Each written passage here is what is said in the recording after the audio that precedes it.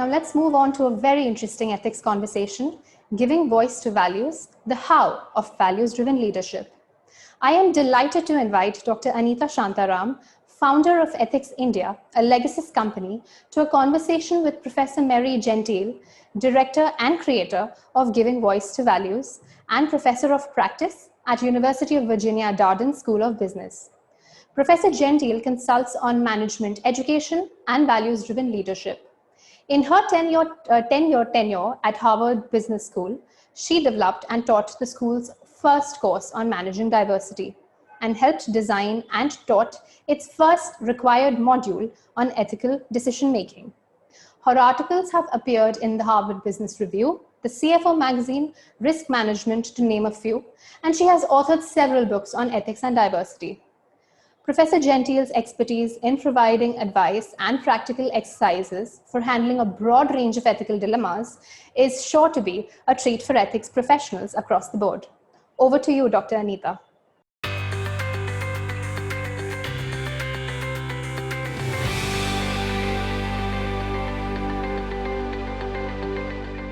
It's an absolute honor to have Mary Gentile with us today. Thank you so much for taking time out to be with us on this occasion of Compliance 1010. Mary Gentile is the creator of GVV, Giving Voice to Values. And how this concept is very unique is it focuses organizations to look at the practical aspects of ethics in their day-to-day life. And she is the professor of practice at the University of Virginia Darden School of Business. She has been with the Harvard Business School earlier on, and she's one of the most influential names in the space of business ethics. And so we are really honored to have her with us for this Compliance 1010 event. So it's wonderful once again to have you here. It's a pleasure and an honor. Thank you so much. And I'm going to have a few questions about GVV and also some other questions to help organizations get this in perspective. Business education and corporate training over the years has evolved. So what has the approach of GVV brought to the business setup? Can you share a little more about it, how you thought about it, what made you come up with this? Sure, I'd be happy to. And it's a pleasure to be here speaking with you. I wish we could be in person, but thank you, Anita. So I had been working in the field of business ethics and values-driven leadership for several decades. I helped to design and teach the first course on values-driven leadership and ethics at Harvard Business School. And I worked with other business schools, advising them on how to do this. And I simply became frustrated, kind of disillusioned. I would also, have the opportunity to talk to or be in convenings with business practitioners, corporate leaders. And I became sort of disillusioned and discouraged because it seemed that the way we approached values and ethics in business decision-making and in leadership development was to focus on it as if it was entirely a cognitive problem, as if it was entirely intellectual. People will always say, oh, we just need a decision-making framework, as if you had a black box and you put in all the information and then the ethical answer would come out the other end. And, I actually began to be somewhat discouraged because what I actually saw in conversations where people tried to present these kinds of decision-making frameworks is that it was pretty easy to kind of massage and manipulate and move the decision-making framework in order to support whatever decision you wanted. And so it became, in some ways, I realized that this kind of argument wasn't really helping people move toward ethical behavior. It was just helping them communicate in a more layered and maybe sophisticated way about why they should do what they already wanted to do. So that was one of my frustrations. And the other thing that I saw was that, there were a lot of practitioners and business school students and MBA programs, for example, who actually, did have an idea of what they thought was right and appropriate or legal even or responsible, but they just didn't think it was possible to act on it in their organizational settings. They figured that they would either be punished for it or that it would simply be futile, because there would be no way to get it done effectively in the face of other organizational pressures.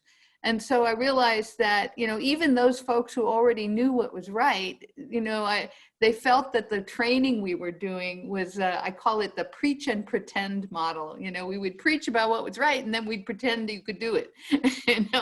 And it seemed to me that that wasn't really that helpful. And the other thing that I noticed was that when I worked with business people, especially, these are action-oriented people. These are people who are motivated to have an impact. They want to build an enterprise. They want to develop new and innovative products and services. They want to make money. They want to move their careers forward.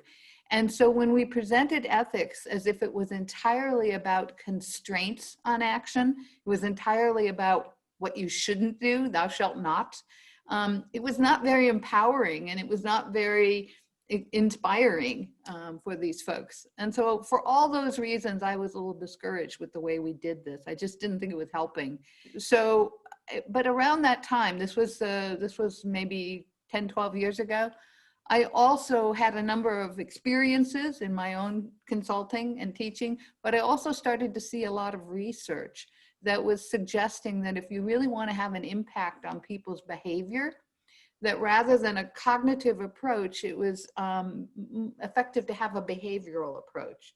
There's a school of thought in the field of psychology. They're called folks who study what's called positive deviance, people who deviate from the norm, but in a positive direction.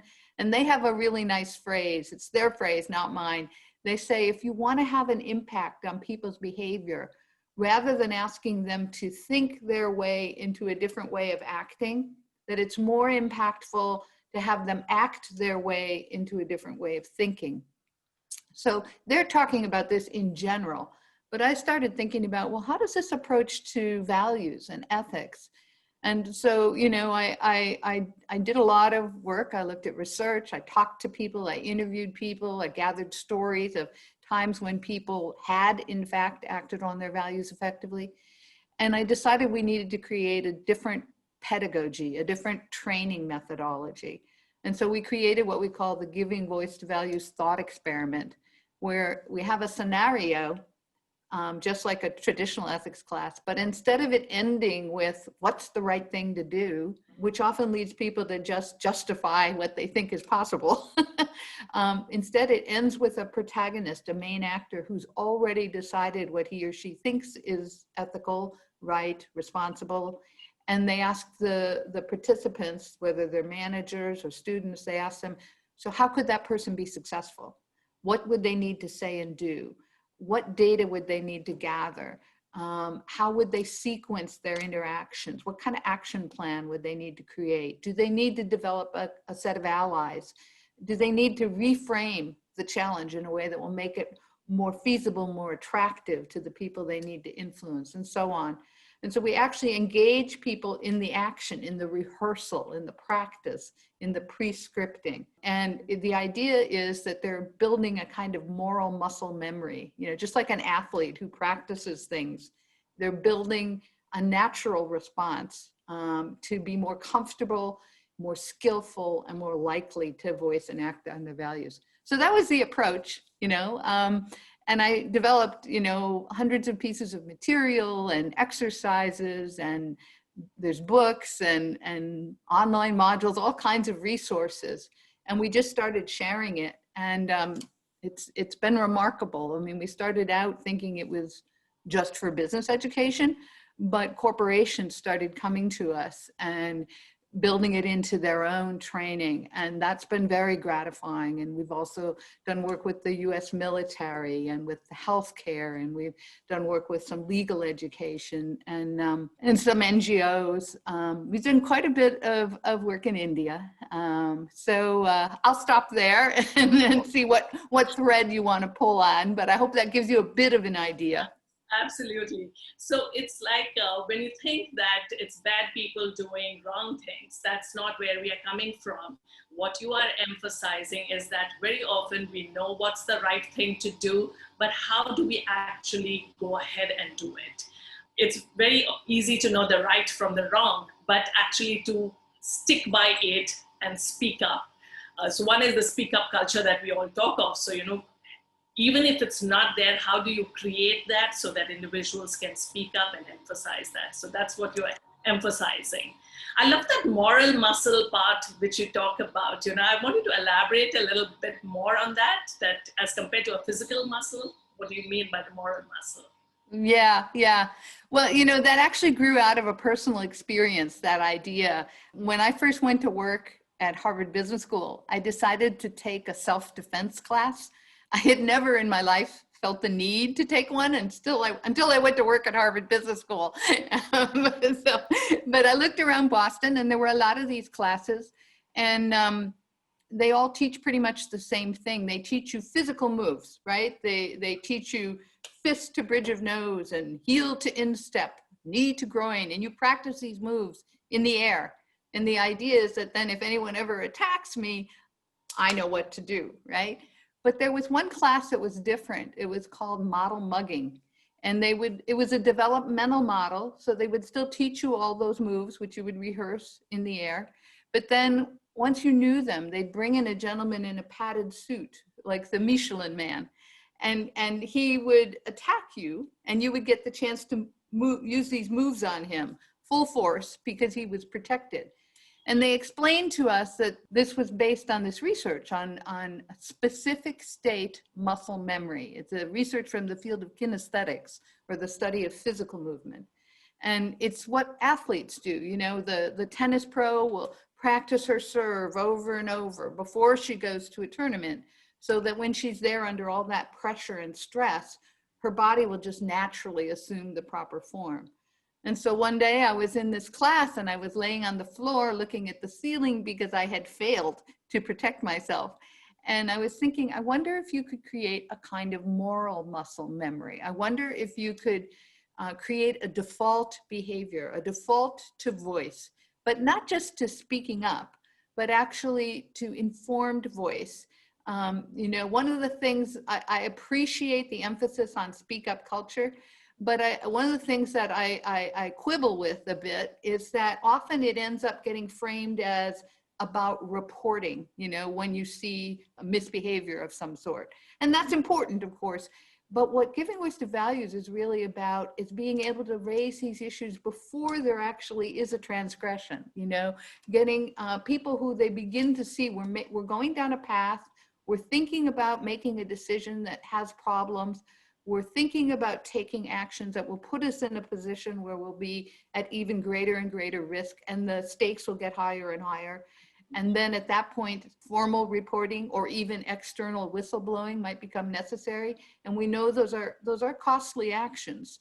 And so what giving voice to values is about is let's get more comfortable having this kind of conversation earlier. Let's normalize. That's one of the principles of GVV is normalization. Let's make it normal to raise these kinds of conversations and build this natural muscle memory, to make it much easier to raise a question or to point out a piece of information that may be missed, and to have it not, because we make it normal and because we make it a habit, it's less emotional. So when I disagree with you, I don't have to consider that you're the villain, it's just a disagreement, so we can have a better conversation. So if I can bring the emotion down, it makes it easier for me to express it in a way that is coherent and that you can hear it and that isn't so blaming. And it makes it easier for you to hear it because you don't feel like you're being cast as the villain. This becomes problem solving rather than accusations, right? Because when I started talking to people and gathering all those stories from people who had effectively acted and voiced on their values, it was rarely a matter of, shaking their fist and telling their boss that he or she was evil. It was much more often a more nuanced and tactical and even strategic approach. But one of the things that I've found is that somehow people who are really skillful communicators, wonderful negotiators, great at problem redefinition and solving, somehow when it comes to ethics, they think it's a different category. Now it's a matter of, a defining moment, a test of moral courage. And it's almost as if they forget all the skills that they have and they dumb themselves down. And they, resort to this kind of angry and righteous approach, or they just remain silent. And so what we're trying to do is to find that place in the middle, where you can draw on all those skills you already have that have allowed you to be effective in your life and in your careers. The other thing I wanted to mention is you mentioned something about, it's not just about bad people. And one of the things that I like to tell people is that the Giving Voice to Values approach draws on some research by a late friend of mine, Greg Dees, and his colleague, Peter Crampton, and there are other researchers too, who have looked at people's behavior, people's moral, values-driven, ethical behavior. And they've noticed that we tend to think of the organization as a bell curve. And at one tail end of the bell curve, we premise there are people who would self-identify as opportunists. These are people who would say, I will always do what I believe will maximize my self-interest, regardless of values. Now, nobody falls into one of these categories all the time, but these are people who would say, that's my primary motivation. And at the other tail end of the bell curve, we premise are the people who would self-identify as idealists. And these are the people who would say, I'll always try to act on my values, regardless of the impact on my self-interest. What we premise is that the majority of us fall under the bell. I put myself there. And we call them pragmatists. And we define pragmatists as people who would say, I would like to act on my values, as long as it doesn't put me at a systematic disadvantage. So that's not the same as saying, as long as I know I won't pay a price. It's not the same as saying, as long as I know I'll succeed. It simply means that I think I have a shot. And if you think of your audience, your organization, your employees, your managers that way, well, I don't actually think I have the power to change the opportunists. I think they'll always be with us. And I'm not so worried about the idealists, except I would like them to be more skillful. But we're really focusing on the pragmatists, and we're saying we want to give you the literal scripts, the rehearsal, the practice, the positive examples, and the peer coaching to be who you already want to be at your best. So now we're not going in there and saying, we're going to fix you, we're going to change you. We're saying we want to enable you. It starts from a position of respect. By doing that, our premise is that if enough of the pragmatists and the idealists become more skillful at this and more likely to do it, more comfortable doing it, they have that muscle memory, it becomes a natural response. That changes the water that the opportunists are swimming in, because now they can't rely on the silent complicity of everybody else. And so our premise is that can also change the organization in a wider sense. But we start with that ability for people to more naturally and comfortably and persuasively, effectively raise these issues. Yeah, so I liked what you said about keeping the emotions away, because when we get very emotional about it, it may not come out in the manner that we want it to come out. Emotions always cause those issues. And would I be right in understanding that it becomes instinctive? Would you say that? Or is it a very well thought out, when we have the moral muscle in place, is it going to be something well thought out, or is it going to be more instinctive, proactive kind of behavior?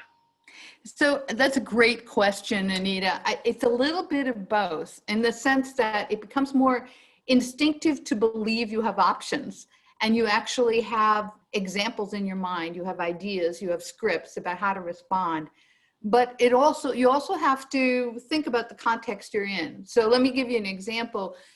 One of the things that we do is that we identify the kinds of reasoning, the kind of objections, the kind of rationalizations you might encounter if you're trying to voice and act on your values. And some of them are pretty recognizable if you work in an organization. They come up all the time. They come up in regular life, things like, it's not a big enough deal to worry about. It's not material. Or this is just standard operating procedure. It's just the way we do it here in this company, in this industry, in this part of the world.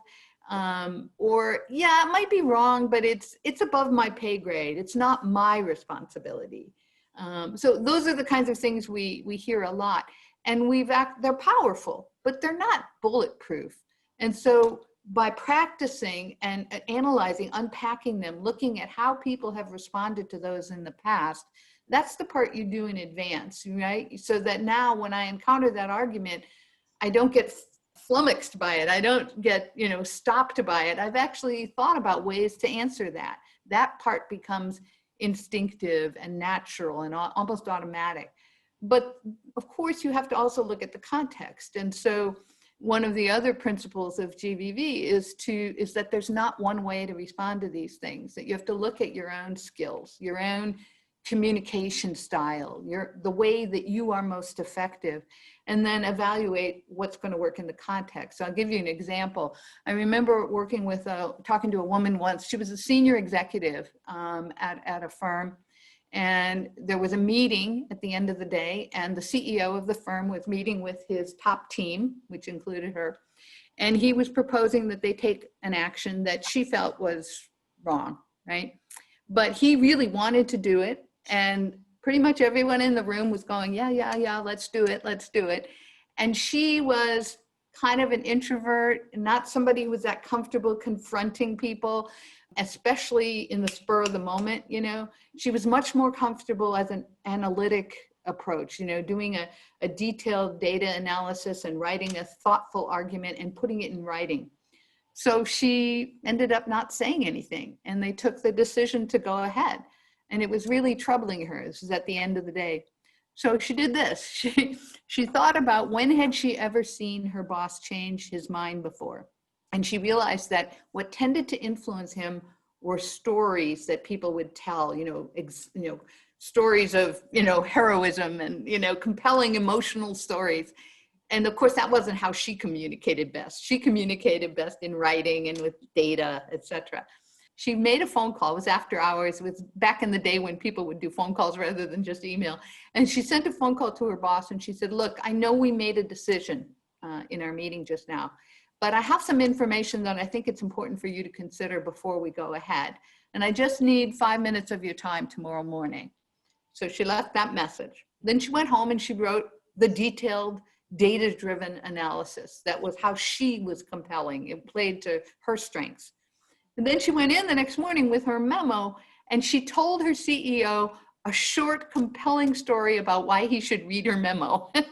She didn't feel like she could tell a story to make the whole argument. That was like beyond her comfort level. But she could say, come up with something that would make him feel a sense of urgency about reading her memo. And she did that, and he actually changed his mind. But what I like about the story is that she played to her strengths, but she also considered the context and thought about what do I need to do to play to him, his personality and style too. So that's how I think about it. It becomes automatic, but it also has to be informed by the context you're in. So you don't end up giving up your values. You just end up finding more effective ways to communicate them. I wanted another thought I had, though you've answered a lot of the questions already. How is it different when you're talking of teaching GVV in a classroom setting as compared to a corporate situation? Do you find a difference in that? Yeah, absolutely. So there's a number of things. First of all, the approach itself is pretty similar. I mean, the questions and the process, we have a set of questions we work people through. But most organizations will want me to use scenario examples that are specific to their industry, their company, even their own organizational culture. So although I may have, hundreds of pieces of material that address the same kinds of questions, they don't want their employees to just be discussing what happened in that country, in that company, in that industry. They want me to customize it for their organization, and that's easy to do. In fact, I always tell companies that the process of gathering examples to use for the customized conversations and training is in itself, that's a sort of intervention. Because what you're doing is you're asking people, think about a time when you've encountered conflicts, right? Values conflicts. So right away, you're raising their awareness, because a lot of times our psychological, we know from the research that psychologically we kind of try and blind ourselves to that, group think and other pressures come in and we just sort of end up thinking it's not an issue. So right away you're raising awareness, but then we're also asked them, think about times when you yourself or someone you have witnessed has effectively raised the values issue and acted on it. And that becomes a really important intervention because people start to understand how they are most effective, like the story I just told, but also they start to recognize whether they can't think of that many examples, and then that begins to make them realize that they haven't been doing this, The other thing that can happen, I remember doing a program with Unilever in Nigeria, and I was doing the pre-work. I was gathering stories before the training. And I had a focus group of some middle managers, and I was asking them this question, tell me about a values conflict you encountered and how you handled it. And there was one woman in the room who started telling this story about how her boss had told her to do something, and it was clearly over the line. It was clearly inappropriate. And that she had said, oh, I don't think we should do that. And that he'd just gotten irritated and said, just do it, and he'd been cranky about it. So, and then she paused. And all the other people in the focus group who hadn't really been paying attention, they were all on their phones. They all kind of put their heads up and said, well, what did you do? And she said, oh, well, I didn't do it. And they were all shocked, and they were like, what happened? And she just started to smile and she leaned back in her chair and she said, nothing happened. And that led to this conversation where, we ended up talking about, well, why did nothing happen? And she was saying, well, my boss knows I'm a good performer and he knows I really align with the company goals. I'm trying to work toward them. I did everything I could to get as close to what he wanted me to get to without crossing the line. And that was obvious. I didn't go to him and tell him he was an unethical person, she said, but he knew why I didn't want to do it. And so she went through all the reasons why it worked out. And what we ended up discussing in the focus group was that sometimes people actually go further than they need to. They assume that they can't do something even when they can. There's a historian at Yale, his name is Timothy Snyder, and he talks about a phenomenon that he calls anticipatory obedience. And it's this idea that we think our bosses or our managers are demanding us to do something, and so we go further even than we need to because of that tendency to try and obey and please authority. So, that whole experience was interesting. The actual gathering of the stories became part of the intervention. So to get back to your question though, about how is this different? One thing is that we usually like to customize it to the organization itself. Another thing is that you have to look at the reality of the organization. This is best done in person because people practice with each other. What if I said this? What if I said that? And they peer coach each other to be more effective. But some organizations, that's not possible. So we look at all the things you can do virtually so that when you actually do get that time in person, which is usually precious and short, that you're starting at a higher level. So you're not spending your time in person presenting PowerPoints, or giving lectures or just debating. You're spending the time in person, literally rehearsing and practicing and peer coaching. And the other thing is that we've started to explore other modalities, even for doing the rehearsal and the pre-scripting online. So we've worked with a company called Nomadic to develop interactive modules. We've created a MOOC with Coursera.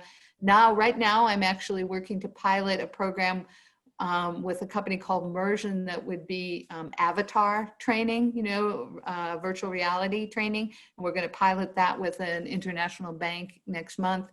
So we try and do different modalities that will work for the organization we're in.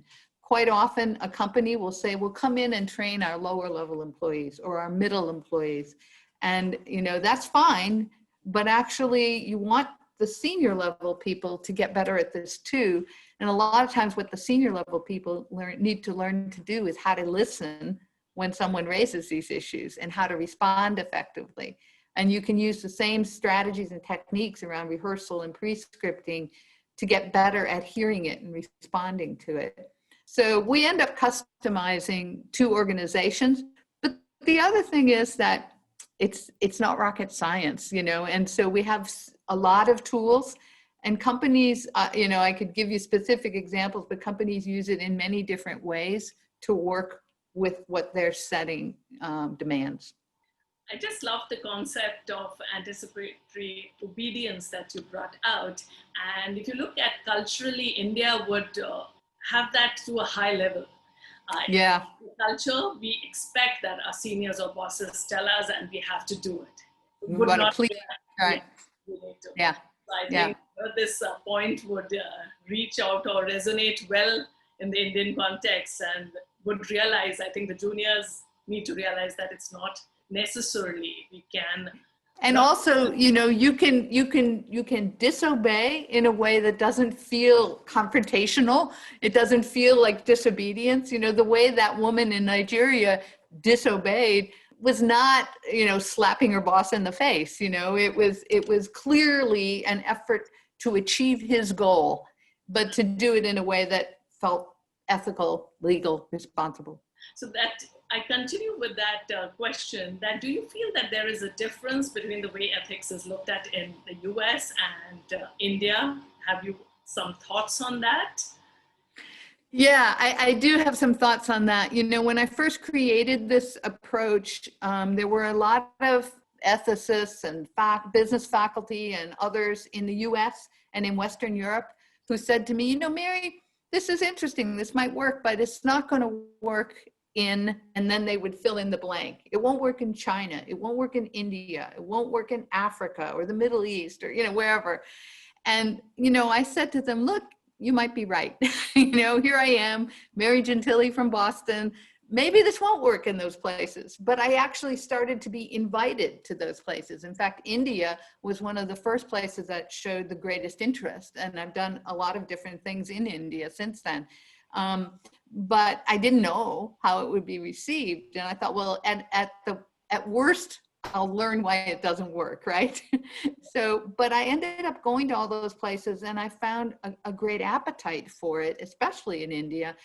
But I learned I had to do 5 things to make GVV work cross-culturally. And actually, if you're interested, I'll go through them quickly now, but if you're interested, there's a very short blog I did for Harvard Business Review online.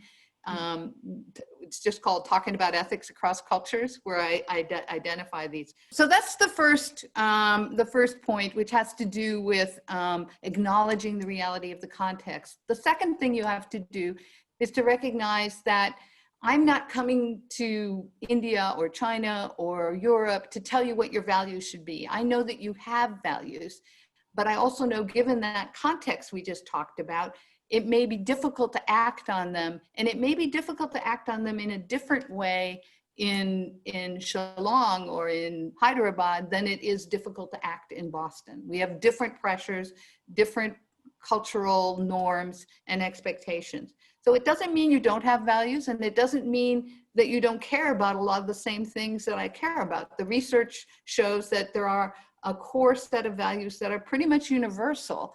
But the thing is that the context is different, so it makes it more challenging in a different way. So that is a good thing to acknowledge, because it helps people feel like you're not disrespectful. You're not treating them as if they are bad or that they don't have values. You are actually trying to help them to act on the values they already have. And then the third thing that we do is we explain what I call the GVV thought experiment, which is basically that we're going to present scenarios that are relevant to you, but we're not going to ask you what you would do, because that tends to trigger all the rationalizations and defensiveness. Instead, we're going to ask, what if you wanted to do X, and X is the ethical thing? How could you get that done? So what that does is it brings the pressure down, it brings the emotion down. People don't feel on the spot so that they have to defend maybe past choices that they've made. Instead, it triggers a sense of creativity and innovation because it's brought the stress down. And then the fourth thing that we do is I always try and have an example from the culture that I'm in that illustrates how you might do this effectively here. So for example, the first time I was doing a program with a group of Indian entrepreneurs and faculty in India who taught entrepreneurship, I had a video case. It was an interview with an Indian entrepreneur who had purchased a company from a major multinational. It was based in India. It was almost bankrupt and it was quite corrupt. And in the space of 2 years, he turned it around to be financially very successful, as well as seen as a model of clean operating.